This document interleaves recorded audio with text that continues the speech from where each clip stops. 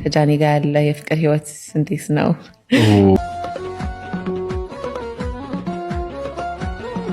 በነገራችን ላይ ቴዲ አፍሮ ሰይፉ ላይ የማይቀርበው አምለሰት የሱ ኤክስ ስለሆነች አይደለም።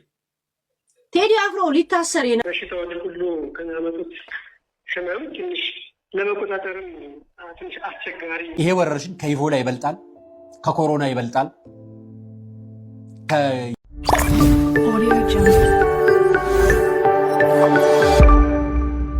ሰላም ጤና ይስጥልኝ። እንዴት ናችሁልኝ? የተወደዳችሁና የተከበራችሁ ቻናል ተከታታዮች ዛሬም እንደተለመደው በሌሎች እጅግ አነጋጋሪ በሆኑ ጉዳዮች ተመልሰናል ማለት ነው። ስለ አዶናይና ስለ ጃኒ ግንኙነት አምለሰት ጠይቀዋለች፣ ምላሹን እንሰማለን። በሌሎች ጉዳዮች ደግሞ የማርበርግ የሚባለው በሽታ እጅግ በጣም አሳሳቢ እና አስፈሪ ሆኗል ማለት ነው። ስለሱ ያሉትን ነገሮች እናያለን። በሌላ ጉዳይ የሰይፍሻና የቴዲ ጸብ መነሻ ምንድን ነው የሚሉትን ከብዙዎች የሰማነውን እናያለን ማለት ነው። ቤተሰቦች አብራችሁን ቆዩ።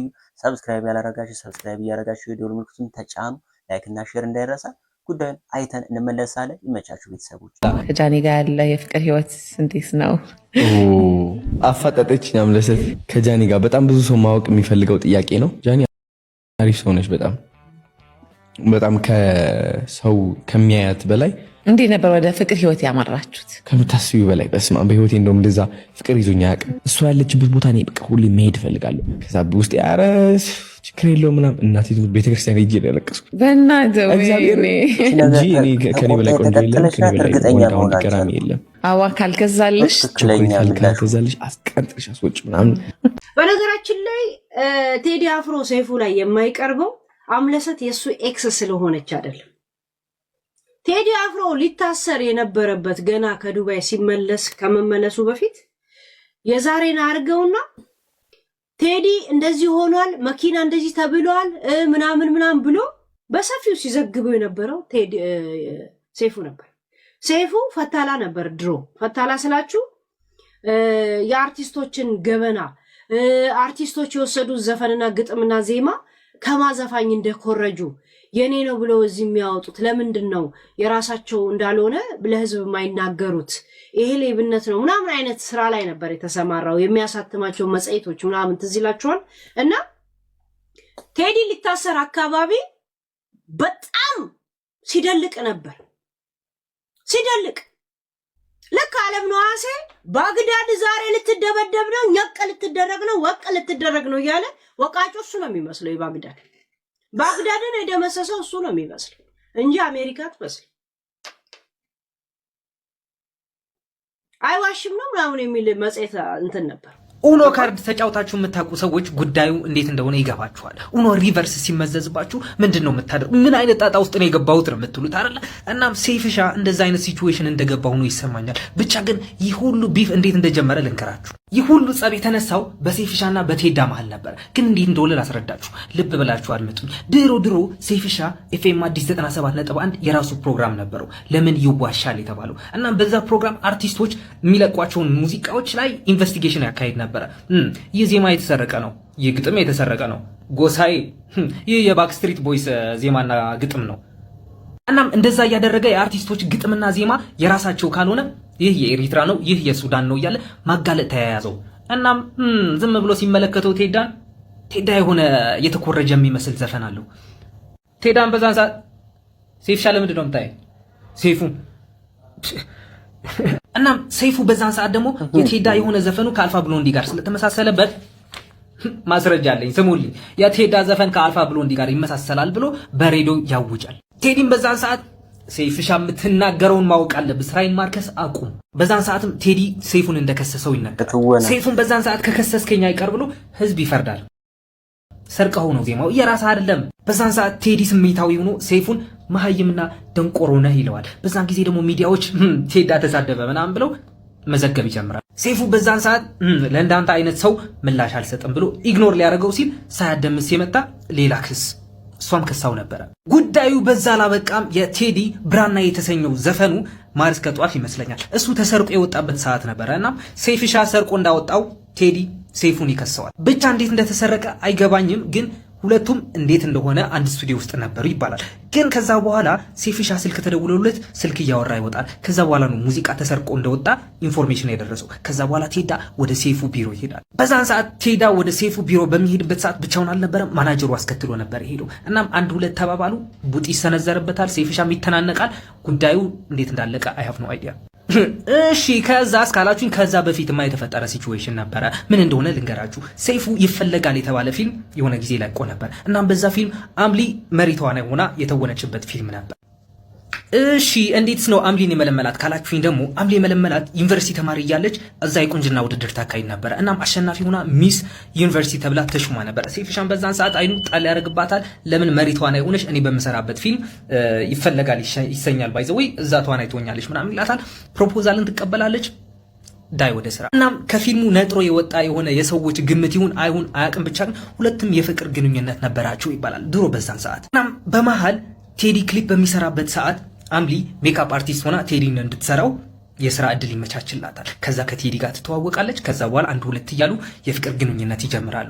ግን ከቴዲ በተገባችበት ሰዓትም ሴፍሻ እየደወለ አልተውሽውም እንዴ ይሰውዬ ምናምን እያለ ያስቸግራት ነበር ይባላል። እናም እኔ እንደሚመስለኝ ከሆነ ደግሞ አምሊ ስትሪክት ሰው ነች ኦፍ ኮርስ። ግን ሴፍሻ ባደረገው ነገር ምክንያት ጠልታው ሊሆን ይችላል። አሁን ሪቬንጅ ነው የምንለውን ከአዶናይ ጋር ያደረገችው ኢንተርቪው ያካሄደችው የመጣንበት ዋናው ዓላማ ልጃችሁን ወይዘሪት መስከረም አበራን ለልጃችን እንድትፈቅዱልን በታላቅ ትህትና እንጠይቃለን።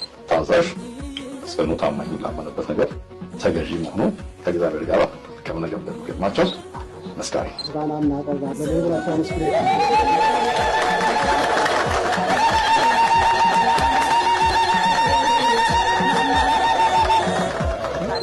እመቤቴ ኪዳነ ምሕረት ምስጋና ይግባሽ። እኔ ይሄን ቀን በጉጉት ስጠብቀው የነበረ ቀን ነው። ምን እንደምል አላውቅም። እምወዳት ጥቅሳለች። ሀብትና ባለጠግነት ከአባቶች ዘንድ ይወረሳል፣ መልካም ሴት ግን ከእግዚአብሔር ዘንድ ናት ይላል። ቀሪ ሕይወትሽ ምድር ላይ ያለው ደስታ ሁሉ ይሰጥሽ። አምላክ ሁል ጊዜ በሕይወትሽ ይሁን። ያንቺ ፍሬ በልጅሽ ውስጥ እንዳይወድቅ እጠብቃለሁ። ፍሬሽን በልጅሽ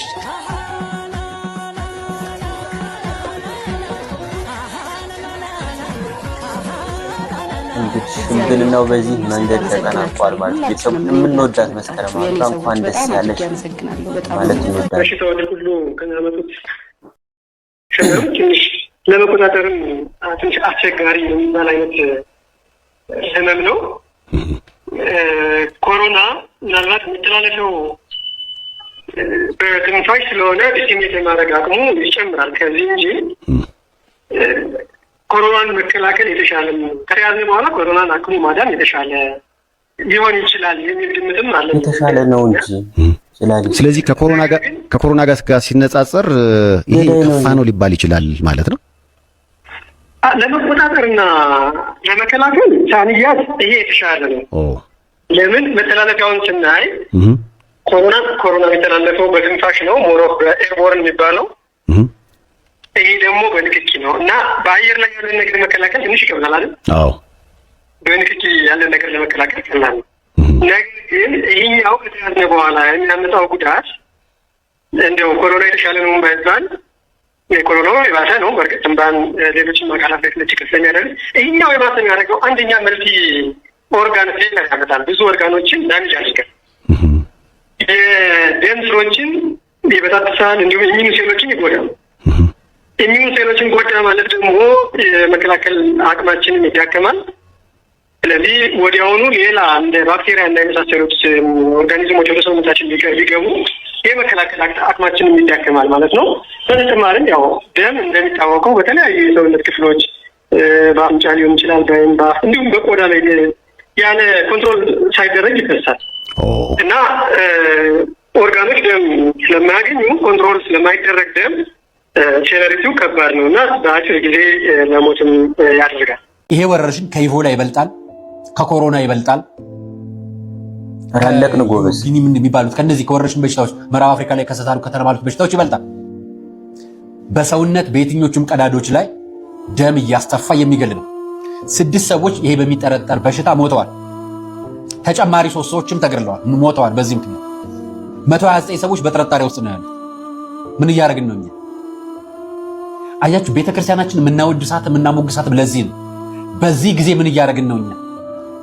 ማህበራዊ ፖድካስቶቻችን፣ መንፈሳዊ ንስሐ አባቶቻችን፣ የቤተክርስቲያን መሪ ጳጳሶቻችን፣ የቤተ ክህነት አመራሮቻችን የሚጠበቀው ነገር ልክ እንደነዚህ ጅንካ አባቶች፣ ጅንካ የሚገኙ ካህናትና ምዕመናን፣ ጅንካ የሚገኙ ዲያቆናትና ቄሶች፣ ጅንካ የሚገኙ የቤተ ክህነት አመራሮችና የቤተ ክርስቲያን ምዕመናን ማጠንታቸውን ይዘው መስቀላቸውን ይዘው በዓለም የመጣውን ጦር በፈጣሪ ፈቃድ ይዋጉታል። እንዲህ ማጠንት ይዘው በጣም የሚያሳዝን ነገር ነው ጋይሶች። የተያዙት ሰዎች ሁሉ ነው 100% እየሞቱ ያሉት እና በጣም ትኩረት የሚያስፈልገው ሚዲያዎች ሽፋን መስጠት ያለባቸው ጉዳዮች ነው። ህዝብ ከማለቁ በፊት እኔ እንደውም በጣም ቀዝቃዛ ነው እንደ ገዳይነቱ እየተደረገ ያለው ርብርብ፣ እንዲሁም የሚዲያ ሽፋን በጣም ዝቅተኛ ነው ብዬ ነው የማስበው።